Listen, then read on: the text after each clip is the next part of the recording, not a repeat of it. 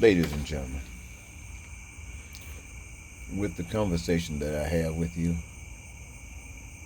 you can imagine how I must feel when, out of the blue,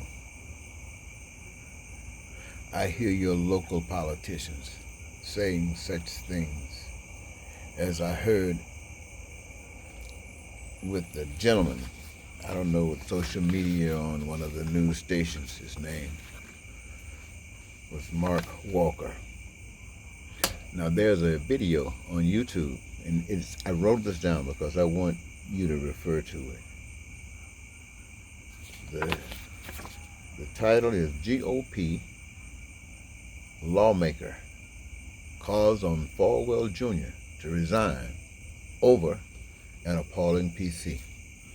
Now, in reality, what they have there is a picture of Falwell apparently exhibiting the same kind of image that would be portrayed by somebody who was cheating on his wife with her assistant and somehow got caught.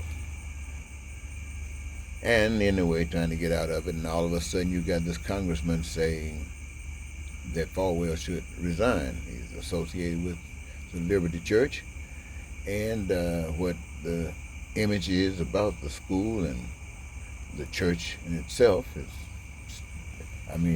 appalling what this guy is depicting, and so they want to resign. So the commentator, I think her name was Brianna, she asked the question about this immoral activity. It seems to be such a common thing. And she asked him, Mark Walker, about Falwell's association with Donald Trump, the president.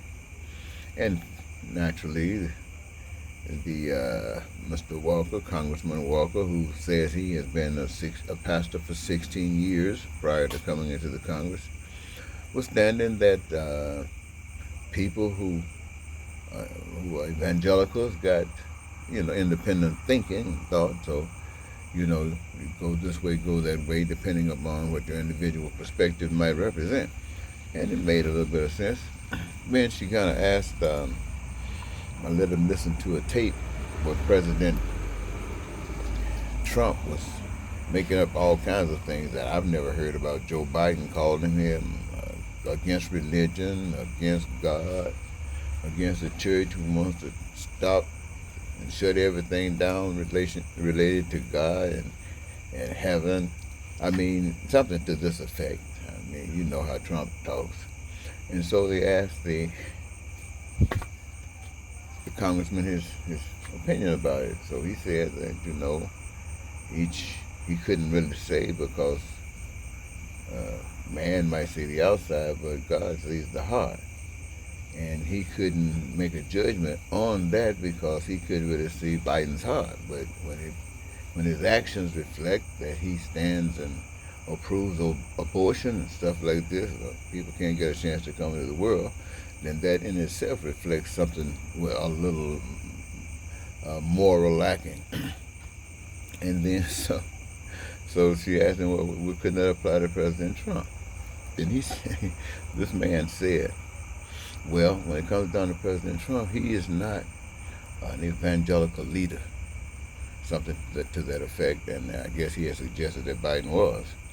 However, nevertheless, he said that the people voted Trump in, and evangelicals and others, when you look at a man, you ask yourself, what kind of leader do you want? Do you want a leader that has moral values and stands for this kindness and this and that? Or would you want a leader that could take you from point A to point B?